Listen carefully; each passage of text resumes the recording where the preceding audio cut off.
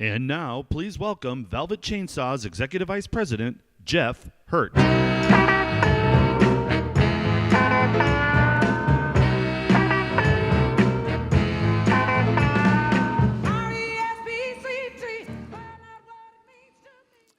So was he not amazing?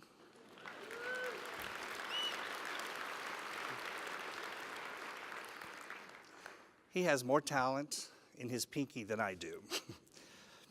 So this is going to be a very different type of opening general session for you. It is about your respect.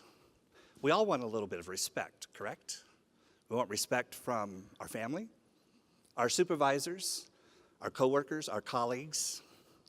We all could use that respect. So I start out on my presentations in a different way. And I'm going to ask for presenter-attendee agreement. First off, there's a lot you could be doing right now. Thank you for choosing to be here. Thank you for making the choice, instead of being at the craps table or recovering from the party, to be here. And we're going to start with a presenter-attendee agreement. If I could have the lights up, I need to see my audience. I want to make an agreement with you and hope you'll make this same agreement with me. In this presenter-attendee agreement, I want to tell you, this is not your grandma's general session. It's not about me being an expert up here, telling you what you need to know. It's not about me being the sage on the stage. This session is about you. I am here to facilitate conversations, to get you thinking about being that strategic and enterprise player that you deserve as a corporate real estate professional. So part of the presenter-attendee agreement is that empowerment is connected at the hip with engagement. Your degree of satisfaction from this presentation rests solely on your level of engagement. And in this presenter-attendee agreement, I believe in the law of motion. If this presentation doesn't meet your needs, you get bored, you don't like it, you get a text, you get a phone call, you have the right, you have the permission, and you have my invitation to use the law of 2 feet or the law of motion and go out and stand in the hallway or do something else. In this presenter-attendee agreement, have you found the bathrooms? Hopefully you have. Put those mobile devices on vibrate. But this is a session where texting, typing, social sharing is welcome. Hashtag CNG Las Vegas. And we hope that some of you will take this message outside of these walls to others. In this presenter-attendee agreement, if you are going to be using Twitter, I'm going to ask you to use the golden rule. Tweet unto others as you would have them tweet unto you. I'm going to ask you that you tweet something good from this session first before you tweet something bad. And I'm going to ask that we seek first to understand. 2 more parts of the presenter-attendee agreement. This is a safe space to agree, disagree, ponder, and question. And you have the right to pass. If I ask you to discuss something and you don't want to do it, use your pass card. So, if this works for you in the presenter-attendee agreement, will you give me a thumbs up? Let me see. If not, thumbs down. Okay, we're in agreement. A little about me real quickly here. Coal miner's grandson, born in the hills of West Virginia. I remember Black Snow. The town I was born in is a ghost town now. You ready for this? My mother has 21 living brothers and sisters. There were a total of 35. My grandmother was an amazing woman. I hate family reunions. I do not know all my aunts and uncles. I do not know all my cousins. I'm a presentation explorer. I'm not the sage on stage. I'm here to help you think differently and explore new boundaries. And my role is facilitator and conversation starter. Your turn, about you. What I'd like for you to do is turn to the people at your table, people you're sitting next to on your right or your left, near you, and discuss the following. If you could have any superpower in the world, what would it be? do that now.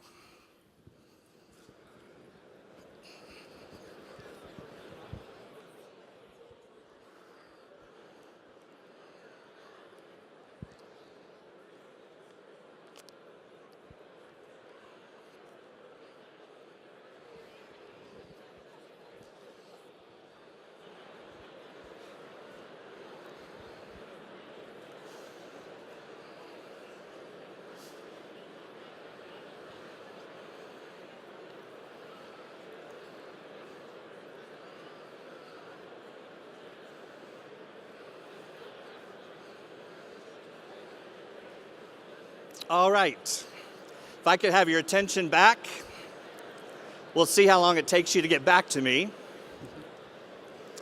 We're going to move on, folks.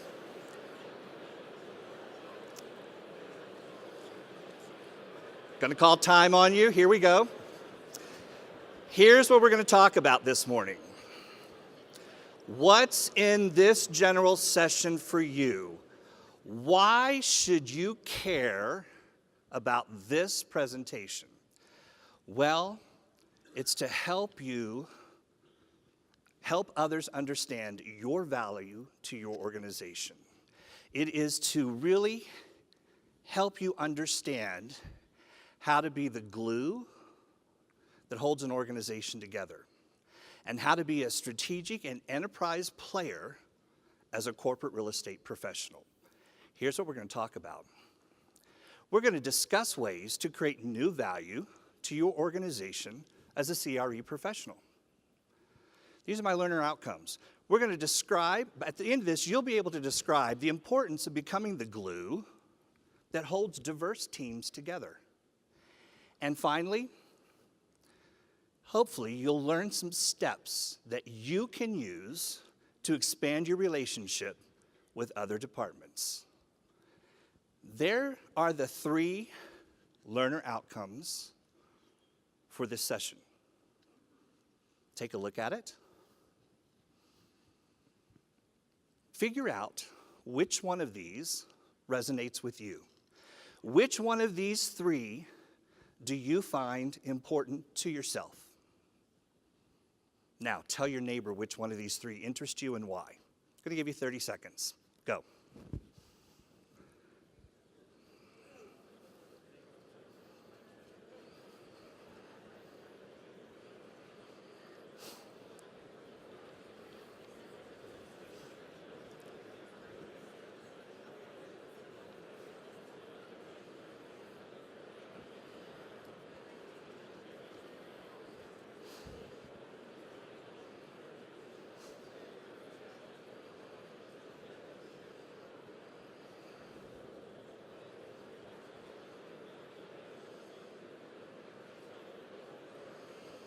Okay, how many of you, number 1 interests you? Raise your hand.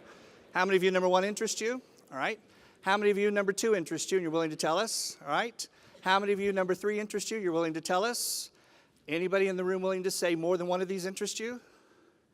Any brave souls in the room willing to say none of this interests you? To which we would say you might want to go somewhere else. So, we're going to get started. We're going to start with a thought leader, Mark Sanborn, who's the author of Fred 2.0. Take a look what he has to say to you about being a corporate real estate professional.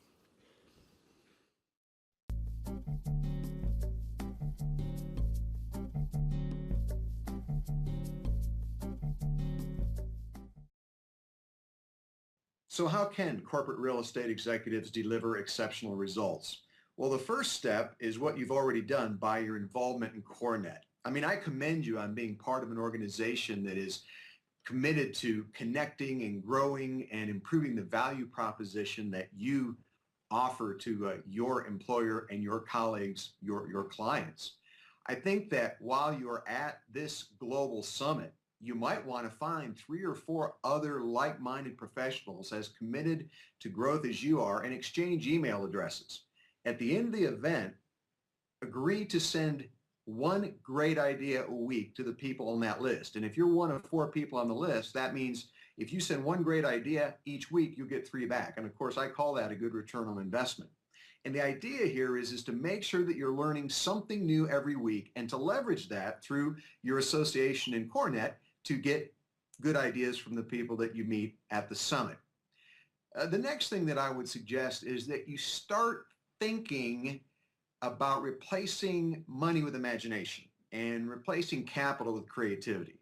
Now, my brother's a CRE professional, so I know a little bit about your business. And I know that very often money is a substitute for creativity and originality. The faster you use money to solve a problem, the less likely it's the best solution. The question is how can you become creative to outthink your competition, or for that matter, to outthink your problems so that you can bring new value to the table? Carrying out instructions now, that's something that even basic computing can do. But it's the ability to continually create new value in the relationships that you have and for the results that you deliver that sets you apart from others and allow you to have a strategic role rather than just a tactical role, to look at revenue generation rather than just being an expense item on your P&L.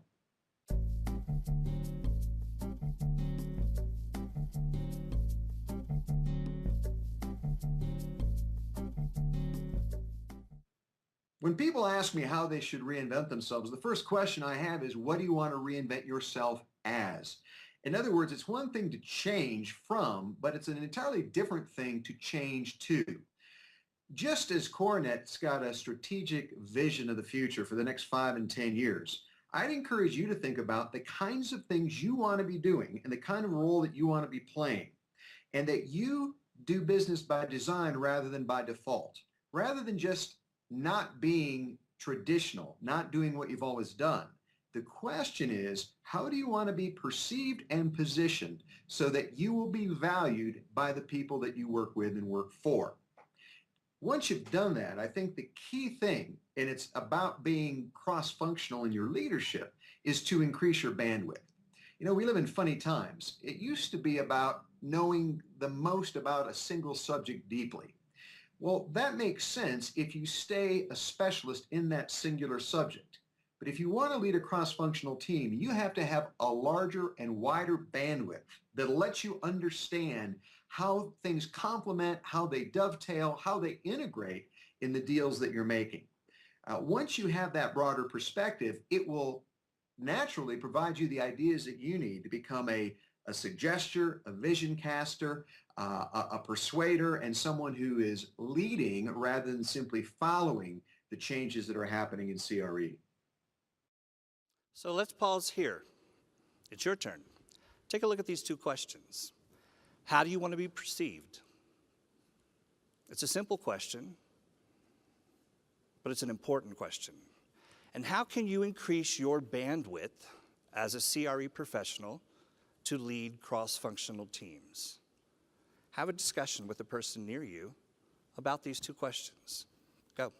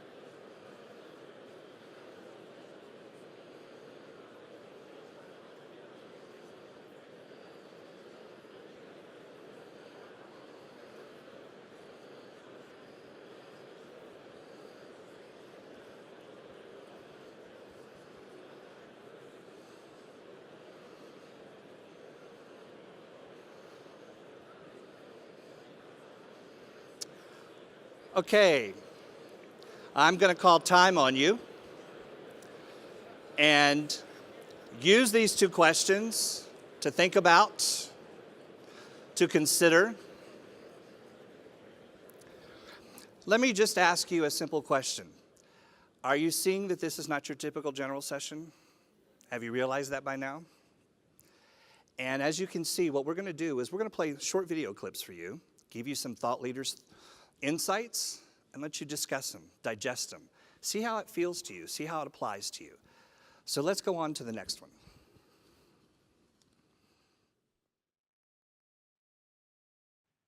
In my opinion, the most important skill about leadership, whether it's a cross-functional team or a traditional organization, is the ability to get commitment from people by building better relationships with them. You know, there's two things in life they don't teach us. They don't teach us how to raise kids. By the time we know how, it's usually too late. And secondly, they really don't teach us how to build relationships. How were we supposed to learn to do that? Well, we were supposed to watch others. And unless we had some really extraordinary role models, we probably made as many mistakes as successes on the way up. Really become a student of human nature. Work harder to build true relationships rather than simply connecting with anyone and everyone. And I've got nothing against networking per se. But I think the real challenge in CRE, just as it is in my business, is not just making, but sustaining deep and meaningful relationships. Because at the end of the day, what makes you a leader is not people following you because they have to. You know, that's power over people. But people following you because they want to. And that's about commitment. That's the heart of leadership. Here's your question. What does it take to build deeper cross-functional relationships as a CRE professional? Have a brief conversation with those people near you. What does it take to build those relationships?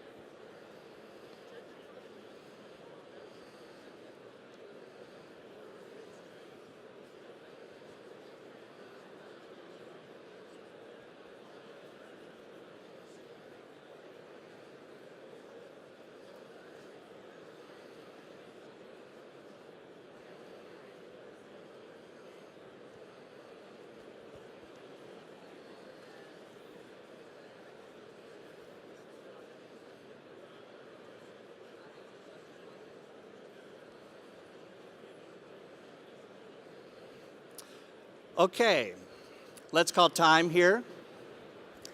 Mark Sanborn has one more idea for you that I think you might want to know about. Let's take a look at one more thing Mark Sanborn has to say for you.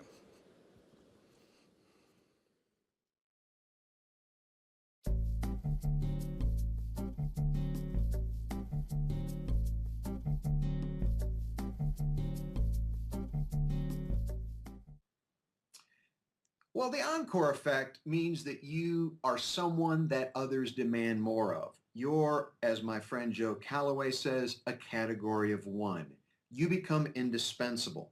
That means that you have to substantively add value to what it is you do that is both different and valued by the people you do it for.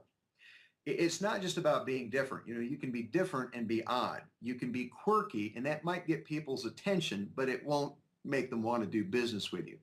So the question is what value can you add to the equation? What is it about you and how you do your business that gets the attention of others? And if they decide to look somewhere else, they realize that what you do, they can't get somewhere else. And it's so valued by them that they return to you. That's what makes you an encore performer. Now, let me just give you a very simple illustration of that, just to show you how little things can make a big difference. My wife and I used to take our young sons to On the Border, a Tex-Mex restaurant in our neighborhood on Monday nights because, number one, kids eat free, and number two, they serve tequila. That to me is an amazing value proposition. So one night, my wife wasn't feeling that well. She said, why don't you take the boys and just get me something to go?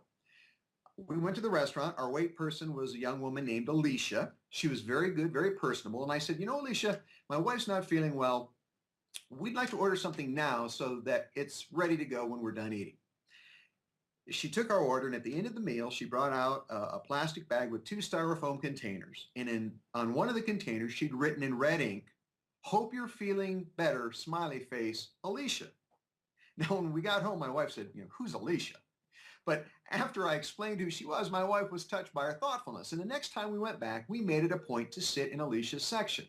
Now you say, well, wait a minute, Mark, commercial real estate is far more complex than that. Leading a cross-functional team has got far more moving parts, to which I'd say exactly. If Alicia can create value using only her thoughtfulness and a red ink pen, how much more could you or I add value to the sophisticated and often complex and important work that we do in our respective roles?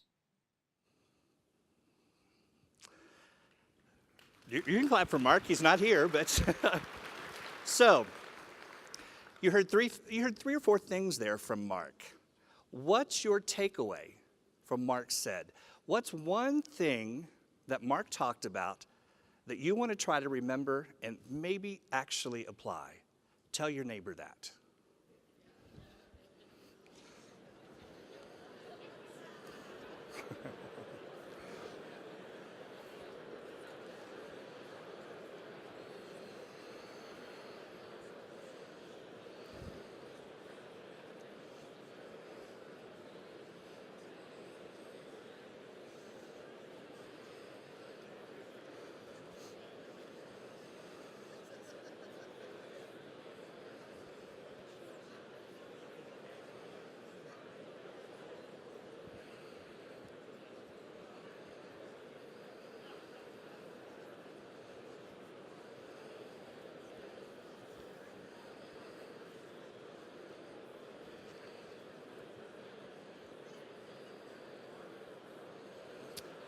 Okay, I'm going to call time on you.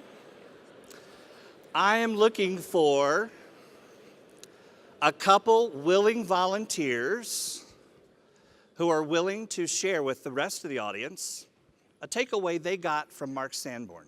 We have some runners with mics.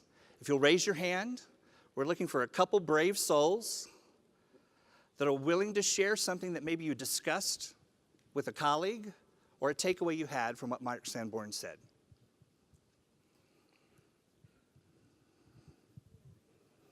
Over here. Bingo. Okay, we've got right here. Yes, tell us your name. And Linda Jansen, most recently with Google. And the simplest one I took away was the value of a thank you. That working a lot with nonprofits too, it was my big takeaway there. People volunteer, even if they bake really terrible cookies, taking time to say, thank you, I'm glad you're here. And when I started being mindful about bringing that into the organization, it makes just a huge difference to take that one moment to pay attention. it creates that encore effect. Thank you for sharing that with us. Another volunteer. Okay, right here. Great. Tell us your name. Hi, Ben Munn. So I have 2 young children, so the idea of them eating for free is something I will certainly take away. But the other thing was the encore effect. I think that struck a chord with us.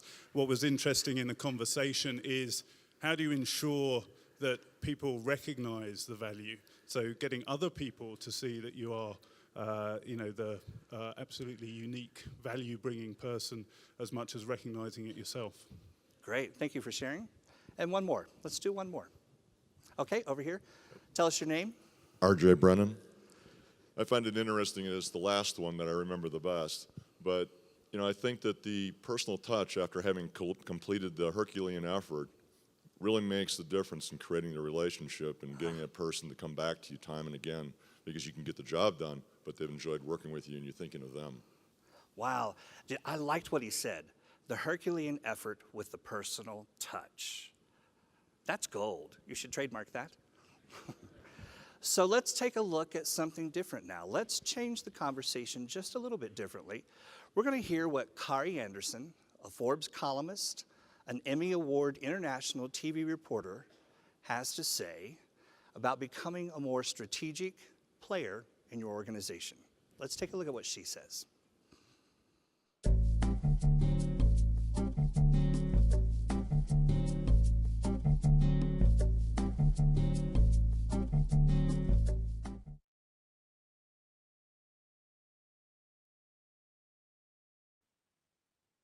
It's vital in an increasingly connected, complex world. It's the way that you can hone your top expertise, but also have allies who can help you leverage it in other domains. Otherwise, the best way to stand out is having allies that can help you be more visible, valued, and widely quoted.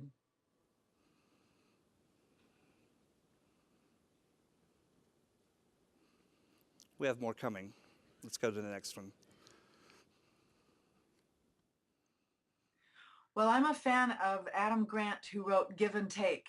And I think it's looking specifically at the key stakeholders, some of whom may not yet know you, both inside your organization, especially the unlikely allies, and the thought leaders in your domain, in your market, and some unlikely allies who share your interest. For example, with your individuals, the idea of design and behavior and how people relate to each other at work, that all affects the way we look at the kind of spaces we provide for them to work in.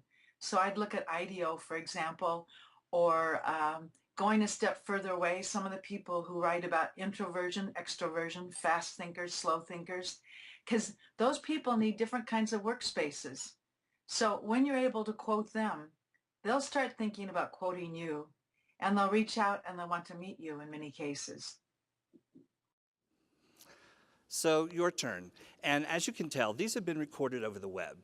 So they're not the greatest video clips, but I think you get the message that Kari's saying to you. Where do you turn to find CRE thought leaders? Because she talks about quoting other people that people in your organization may know. Where do you turn to find CRE thought leaders to learn from, to follow, and quote to your stakeholders? Talk about that with the people near you.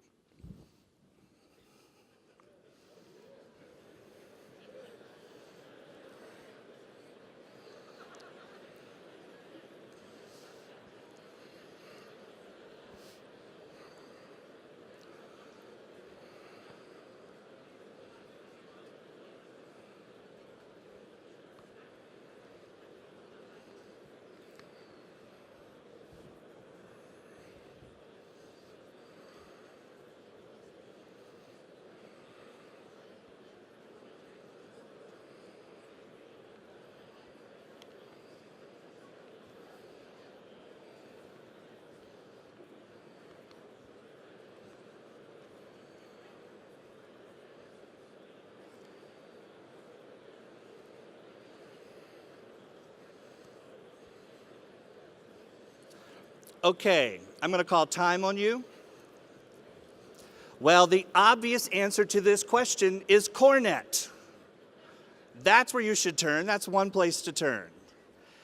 But I think it's important because Kari's going to say something else here that I want you to listen to.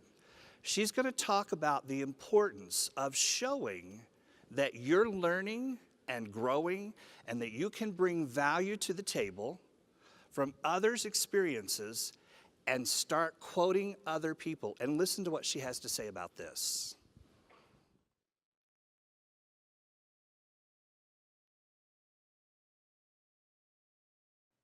Few leaders do it well or even know they should try.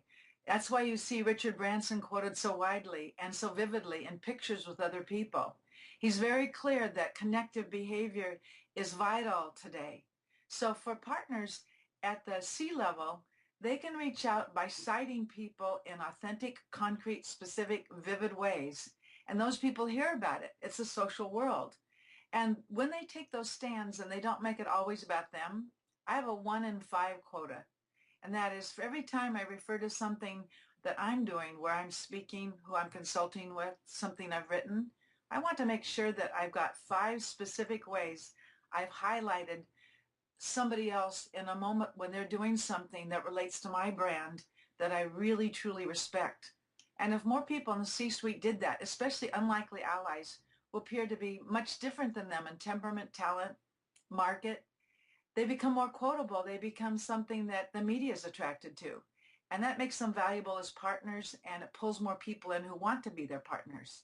Sorry for the long answer. Oh, we're going to go into something a little bit different here. Go ahead and keep it playing. Oh, that is a hot question. Can you How stop it? women and men are perceived differently as they go up.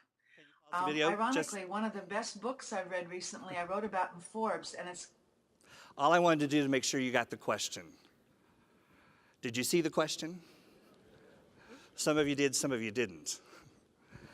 How are women and men viewed differently as they climb the corporate ladder? How are women and men perceived differently as they climb the corporate ladder?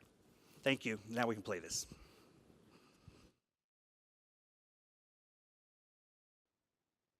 Oh, that is a hot question.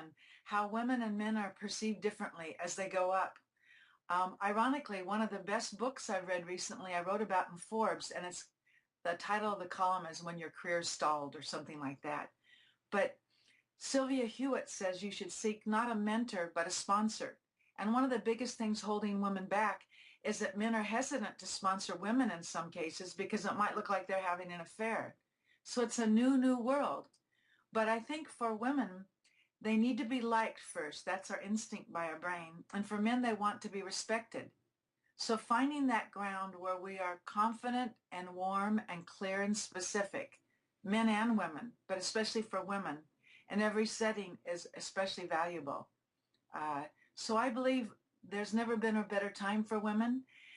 There's several studies that have come out. One's called The End of Men it's a book. It says that women are actually climbing up the ladder fast. It's just they're not getting to the C-suite. So some of them are jumping off soon, and some of them are trying to lean in differently than Sheryl Sandberg's talking about. They're trying to do it while still having a personal life. So cutting to the chase for specific examples, I think if you get very specific and you're consistent and you take risks and you say a context in which you're suggesting the work you want to do, in light of our company's top goal of doing blankety blank, we could do this the traditional way, but we could also do these 2 other things. For women, it's especially important to look and be daring and to stretch, but it's also true for men these days. And it behooves both sexes and people of different age, ethnicity, and physical size to demonstrate that they're the glue that holds diverse teams together. Now more than ever, it's not only satisfying in your life when you become that glue, it's often the time that you may not be the person with the biggest title in the company, but if you are the glue, you're the person that's going to be sought after for other assignments. And that's an awesome opportunity for both sexes. Your turn.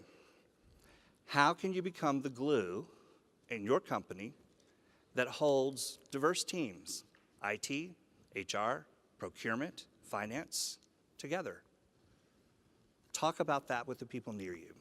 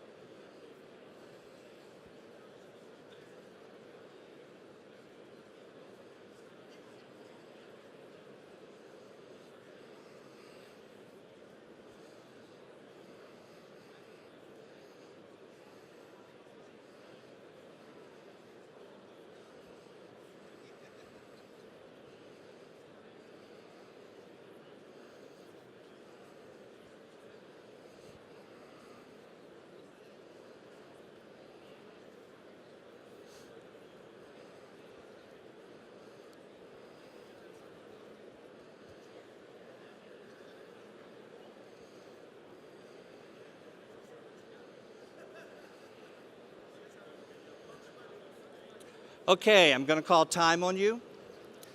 I think this is a great question that you should think about for the remainder of the conference. And let's take a couple people's responses. If you're willing to share with us what you talked about and what your thoughts are on this question, raise your hand. We have some mic runners looking for some people that were willing to share with us what your thoughts are about this. No, silence is my friend here. I'm okay with that. Couple people? All right. I heard lots of hears. She's coming. Tell us your name.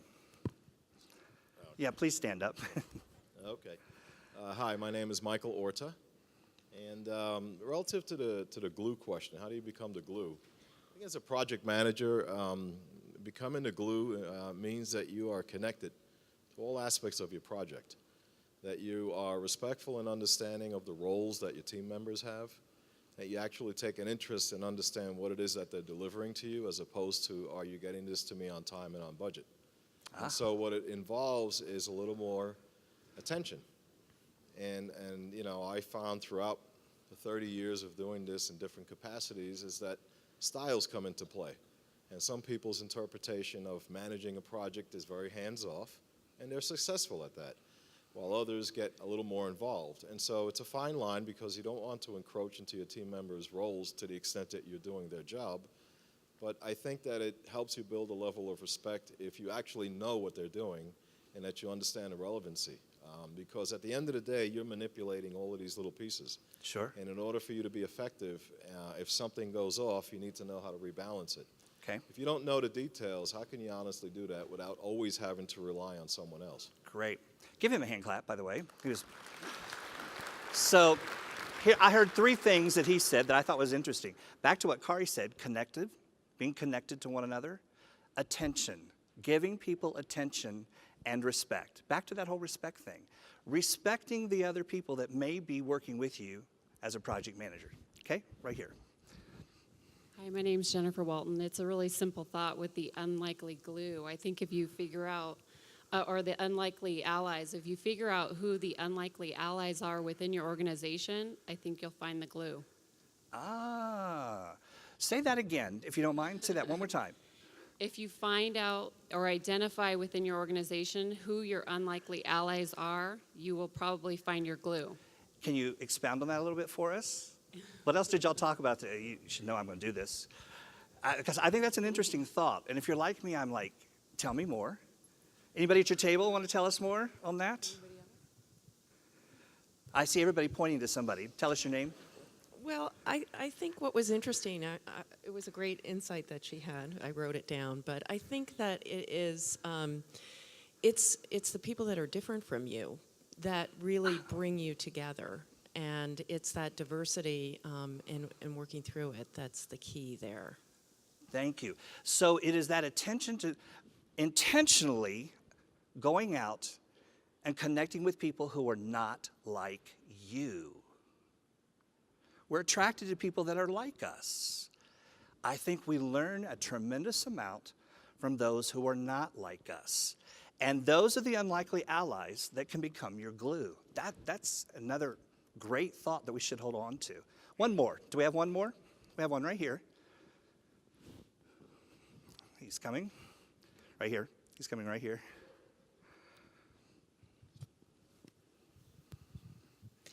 Christina Banks, University of California, Berkeley. I know I'm kind of an odd person here, but actually, She's an unlikely ally. Okay, and I would like to be your ally. Actually, what I have found out over the years is that what really matters is WIFM. You had it up here on the screen, what's in it for me. And the way to be the glue is to find out what's important to every person that you're working with and determine how you can deliver what is important to them by achieving what you want. So you frame what you want in their terms. And if people believe that you're delivering what they care about most, then they will keep coming to you to deliver that. Oh, bingo, bingo. Give her a hand clap. So, Did you catch that? It's back to what he said as well. It's about that attention. It's about finding out what's important to them. They're with them. And finding that common language, that common foundation that we can talk about together. Now, I'm going to call Greg up here. Greg, if you'll come on. And there are two more videos. There's more to Kari that I'm going to give to CoreNet that we'll let them put up online for you to hear what else Kari has to say. And then there's also another video clip by Laura Stack. And I'm just watching our time. I'm a stickler for time. So we're going to have a conversation here with Greg. And many of you know Greg. Greg, introduce yourself to these folks. Hi, I'm Greg Lindsay. I'm a journalist with Fast Company magazine, and I had the pleasure of addressing many of you a couple years ago, actually. It's great to be back. So Greg is in the process of writing a book about serendipity and serendipitous relationships. Tell them what serendipity is and serendipitous relationships. Right, so serendipity, the word commonly means a happy accident, but I think it goes much more beyond that. Originally, it meant the unexpected discovery, finding something that you never knew you were looking for. And I think in this context, you can think of it as the undescribed value. I know most of you people are charged with managing costs. You know, the question of how do we take what's known and do it better, more productive, more efficient, and crunch it down. And really, we need to be looking for, in a world of unknown unknowns, what is the unprescribed value that we can create? Because so much of modern life, you know, huge swaths of chemistry, of inventions, we're all the product of serendipity. And today, especially, a solo inventor idea is not going to come up with this on their own. It's about working together with people. So what are the hidden relationships, the unexpected relationships that you can create within organizations, in physical space, within your own head, that can create value that no one would ever have expected from you? Okay, let's come over here. So if we're going to create spaces that foster and leverage serendipitous happy accidents, what should we do? Well, the one thing we know from studying years' worth of data on where good ideas come from, to borrow the phrase of a popular book, it's from face-to-face encounters. This is not something that can really happen over email, over other forms of communication. We also know that who you communicate with is often bounded by who you're next to in physical space anyway. You're going to email a lot more with the person next to you than on the other side of the world. So how do we create better spaces that not only put us with the same kinds of people day after day, the people in our department and our role and our function, but can circulate us and put us in front of the people who we need to be bridging with? We have to get up physically from our cubes or our open office or whatever we have and get over in front of them. And also, your end, you're the ones in charge of managing this space. You can be the ones who can deliver this sort of value by controlling how people interact in physical space and prescribing who should be interacting. That, I think, is the real power of HR and CRE going forward in this century. So let's come over here. So let's give them some concrete examples. Let's talk about how cities, for example, create serendipitous spaces for people to interact, and then what tips are in there for you as a CRE professional. All right, well, I'm a cities guy, not a workspaces guy per se. And so what makes cities great, the more we've delved into this, is that cities are like the sun. They're these gigantic social reactors. It's where we take a lot of people with dense overlapping social networks and compress them in space. So we have those encounters on the street or in public space. And so the real takeaway we can take from cities is two things. One, design more public spaces, design more places for interaction, more places where people can settle. And we've made great strides in this in office space design over the last 15 years. I don't need to tell you about that. But I also think we need to do a better job of actually figuring out, how to bring people from different roles together. Can we orchestrate this? Can we create these spaces and move them in space and time? Can we make the office more responsive to how they operate? Because we know that the org chart doesn't prescribe how people really do work. And the office doesn't prescribe how people really sit together and do face-to-face. So can we build a workspace that actually is more in accordance with how we do work? Can we make a real-time office rather than an office that changes once a decade? And if you're like me, my immediate question is, how do we do that when we have virtual teams? That, to me, is the difficult part of this. I mean, I think, there's a great phrase I borrowed from an academic, local buzz and global pipelines. Oh, wait. Did you hear that? Say that again. Local buzz and global pipelines. It's the notion that, in these cities, we're not going to move all of our offices downtown. I'm a big believer in back to the city, but it's not going to happen. But there's hotbeds within your organization, hotbeds within cities, places where all these ideas are fermenting. And then with virtual teams, the challenge becomes, how do we flow those to other places? How do we codify that? This is the challenge. We have what's called tacit knowledge, this knowledge locked in our head that only comes out at the right time in the right place with the right people. And then once you have that, once you've pulled it out, that's something you can flow to virtual teams. But that face-to-face component is still important. So here's my question for you that I'd like you to discuss with your partner or the people at your table or near you. What do you need to do to create more serendipitous, happy accidents in your organization? And what type of spaces would that look like? Think about that. Talk about that with those near you.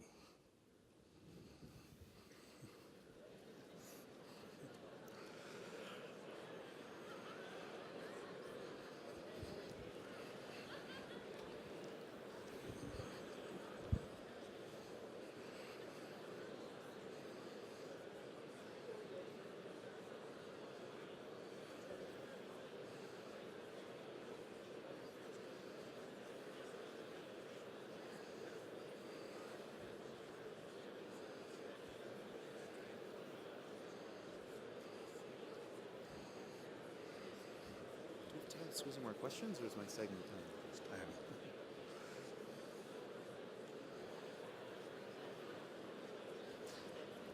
I'm going to have them respond, though, so stay here.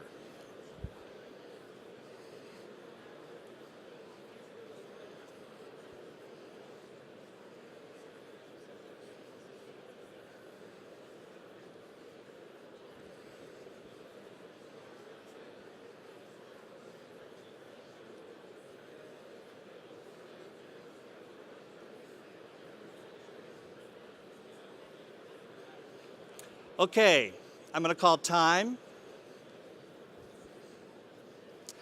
And I'm looking for a couple volunteers.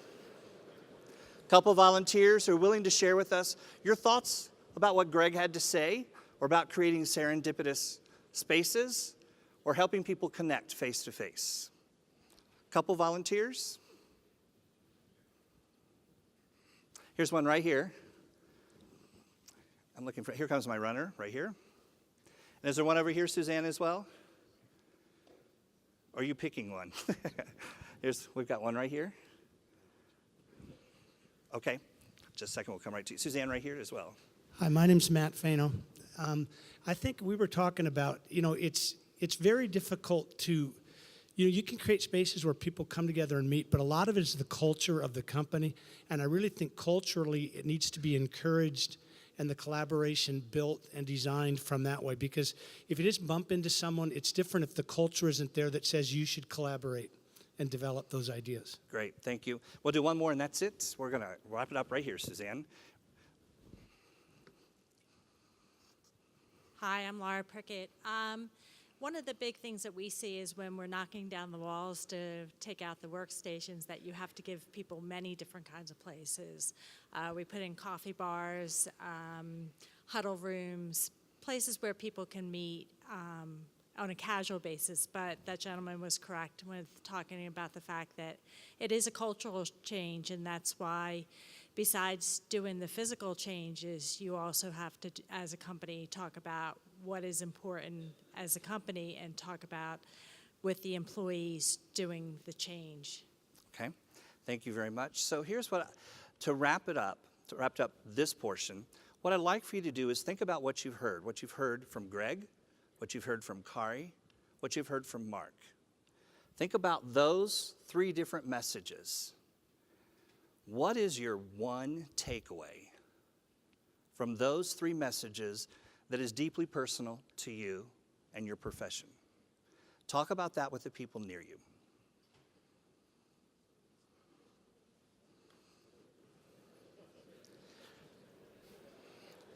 So if you, I know, I'm very confused. Yeah.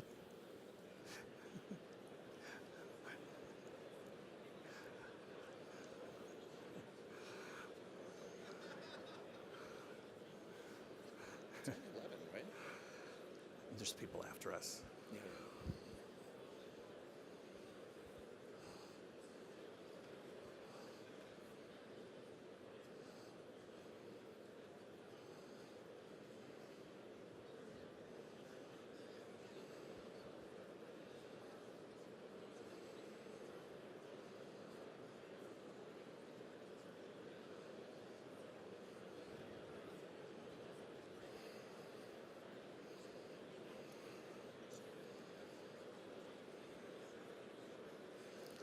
Okay, I'm going to call time on you, and I'm looking for 2 volunteers, 2 people who are willing to share with us a takeaway from this general session, something that resonated with you, something that you want to remember when you get back to the office. Couple volunteers? Here we've got one right back there, Suzanne.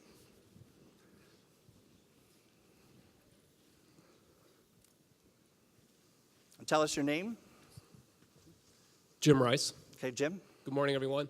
I think the one takeaway is being able to give up the need to be right. Oh. If you want to be the glue, you want to bring people together, you have to be willing to put the idea of being right aside for a while. Wow, that's an interesting one. Thank you. Yeah, go ahead and give him a hand clap for that. Yes. One more. Looking for one more. We've not had very many people from over here. Anybody from over here? Okay, I see a hand. Here we go. Tell us your name. Tom Sorrow. I think my biggest takeaway is to remember that everybody in this room is a provider.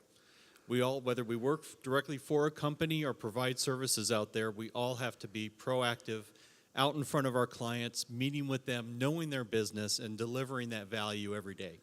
Wow, thank you. Give him a hand clap.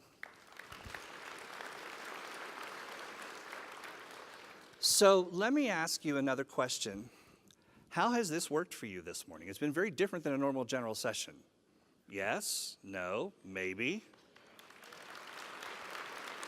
Okay. And then I'm going to give Greg the final word. I guess if I have one final thought for you, it's a notion that everyone in this room is used to, at a larger scale, still thinking in the cubicle of their organization, right? We all work in boxes. We work in physical boxes. We think inside the boxes of the organization. And if there's one thing that I think is interesting in my research of cities and everything else, is that cities are ultimately permeable spaces. They are places where they have incredible input, where people can come in and bring in ideas and fresh energy into them. The difference, of course, between cities and companies is that cities don't have a purpose. They don't have an organization, a culture that drives them forward. But they're amazing things. And if you can sort of push beyond the immediate box of the organization, if you can think as a broader system, we think about our partners and suppliers and these corporate ecosystems, but you're the ones who manage it in physical space. So if there are ways to expand this collaboration of creating glue, not just within the organization, but beyond it, with that larger supply chain, that's how you can create tremendous value. And that, to me, is the great takeaway from cities. These are huge public spaces and huge, incredible potentials of unknowns. And so if you can do that, then I think there's all sorts of value that we haven't even begun to explore. So thanks for playing along with us this morning. Fill out those evaluations of whether you like this or not. Let CoreNet know how this test worked for you today. And David Bowden will be back tomorrow in the general session. So come back and see what David has to say then. Thank you very much. Greg?